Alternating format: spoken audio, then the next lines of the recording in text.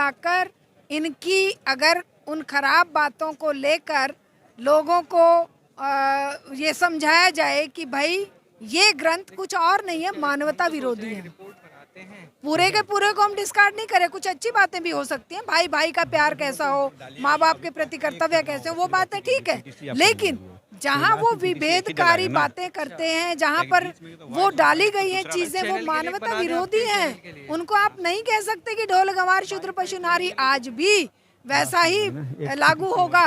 और इसके अर्थ चाहे 1000 बार बदल लीजिए, 1000 व्याख्याएं कर लीजिए, शब्द तो वही रहेंगे।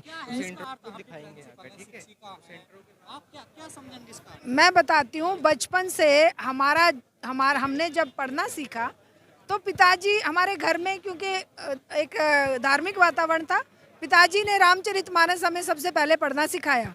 आज भी उसकी मतलब सैकड़ों चौपाइयाँ हमें कंठस्थ हैं और उसका पूरा का, क्योंकि देखिए किसी चीज़ को डिस्कार्ड करने से पहले आपको उसका अध्ययन करना चाहिए। हमने अध्ययन किया, रामचरितमानस का भी अध्ययन किया, संस्कृत की वाल्मीकि रामायण का भी अध्ययन किया, हमने वो सुख सागर, प्रेम सागर, भगवत गीता वो सब पढ़े। क्यों? क्योंकि घर में महिलाएं आती थी गांव की और बोलती थी बेटा पढ़ के सुना, तो हम सुनाते थे और हम फिर मन में उसी समय सोचते थे कि ये क्या, कहाँ की बातें हैं, किस दुनिया की बात कर रहे हैं लोग कि ढोल गंवार शूद्र पशु नारी। अब शूद्र, पशु और नारी और ढोल, ये जब तक इन पर मार ना पड़े, जब तक इन्हें पीटा ना जाए, अब ढोल को वो जब तक आवाज़ नहीं देगा तब तक कि आप उसको मारोगे नहीं, उसी कैटेगरी में उन्होंने इनको रखा है, शूद्र को, महिला को, और ढोल को, और गंवार को, और पशु को। क्योंकि पशु को भी आप कह के तो नहीं कह सकते कि गाय तू इधर हो ले, वो नहीं होएगी। गाय को जरा सा डंडा मारोगे तो वो हो जाएगी। तो यही रूप इन्होंने इसका, यहाँ पर कुछ भी व्याख्याएं करें, असल बात यही है, उस समाज में इन चारों प्राणियों को इंसानियत का दर्जा नहीं था। उस इंसानियत के दर्जे के लिए सैकड़ों वर्षों तक जनता ने संघर्ष किया, महापुरुषों ने संघर्ष किया। क्या वो कम संघर्ष था जब ज्योतिबा फुले और सावित्रीबाई फुले ने खड़े होकर पूरे समाज में एक विधवा के बेटे को मतलब जन्म दिलवाया और उसको अपने साथ रखकर पाला पोसा बड़ा किया? वो कम संघर्ष था? उसके पिता ने बाहर निकाल दिया घर से। ईश्वर चंद्र विद्यासागर, चीजें तो बताई नहीं जाती ना समाज में।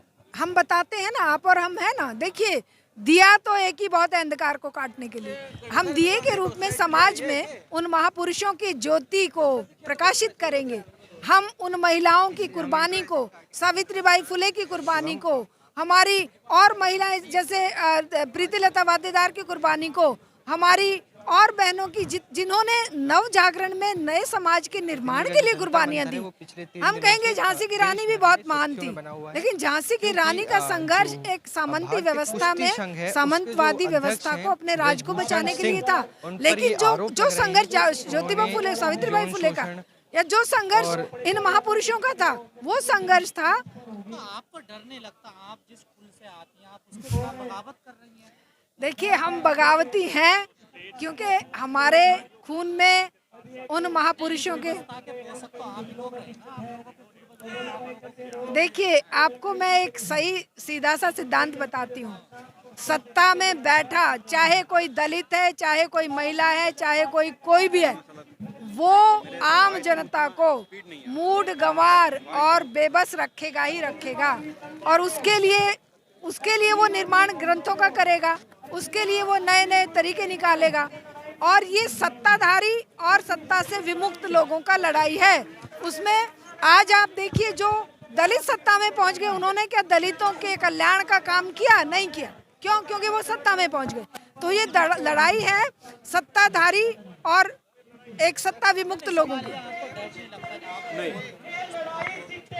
जब मैं कहूँ, मैं अपने कैमरा पर्सन से कहूँगा एक बार यहाँ का डर बिल्कुल नहीं लगता है, क्योंकि सच्चाई के लिए कुर्बानी देने के लिए अगर महापुरुषों ने जिंदगियां कुर्बान नहीं की होती तो ये समाज आज जो सांस लेने लायक है वो नहीं होता।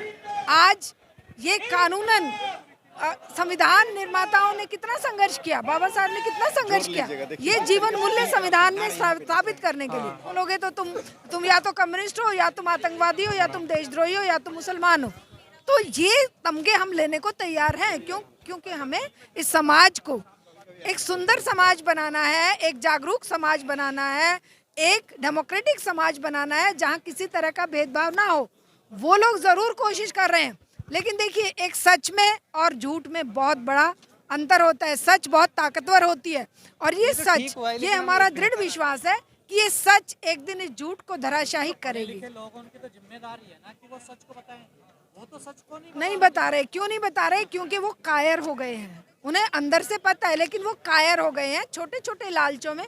कोई पत्रकार अगर इस लालच में कि उसकी नौकरी ना चली जाए, तो जो गोदी मीडिया का जो मैनेजमेंट बोर्ड उसको कह रहा है, वो वही न्यूज़ ला के दे रहा है।